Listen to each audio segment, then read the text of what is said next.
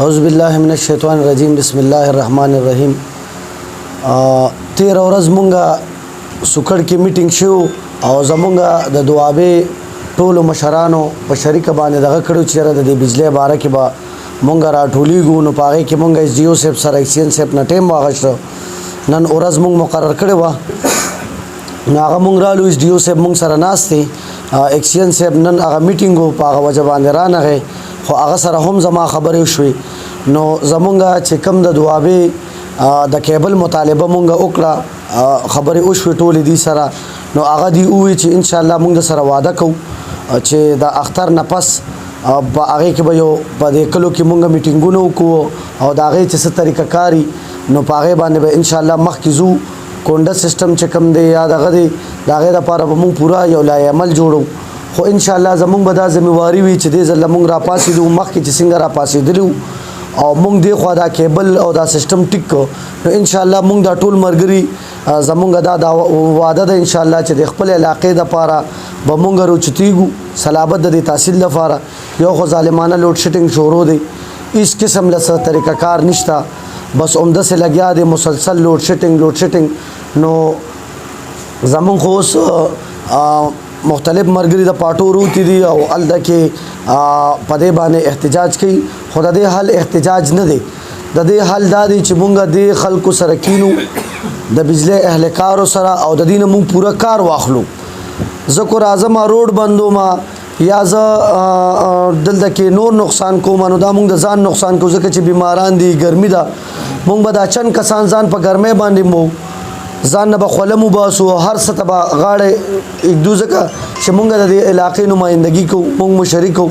نو انشاءالله ما خو یو ایس ډي او صاحب ته ووایي چې اول خو شډول چې کوم راشي ابه مونږ ته ښه ټیک ټاک د دې ټول تحصیل شفقدر کونی د اختر په ورځ به که خیر د خدای وي راځو او همدغه لګریډ کې به ورته ناست وو.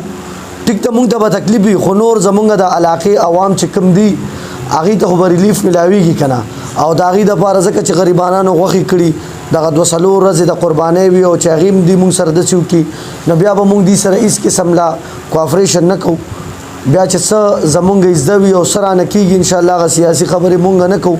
مونږ د دې ټولې علاقې د بچو دپاره د خیر دپاره دا روتیو، نه په دې مونږ سیاست چمکاوو، نه دا سیاسي خبره ده. دا زمونږ ذمهواري ده چې مونږ راپاسو د دې خپلې علاقې د تحصیل شفقدر د دوابې د دې ټولو دپاره ایون دا نه چېرې زه د خپلې علاقې نه د ټولې علاقې دپاره دا زمونږ پر زور مطالبه ده چې انشاءالله دی به مونږ سره پوره کوآپریشن کوي. چې را سره نه کوي نو دی سره به مونږ هېڅ قسم لا رعایت نه کوو.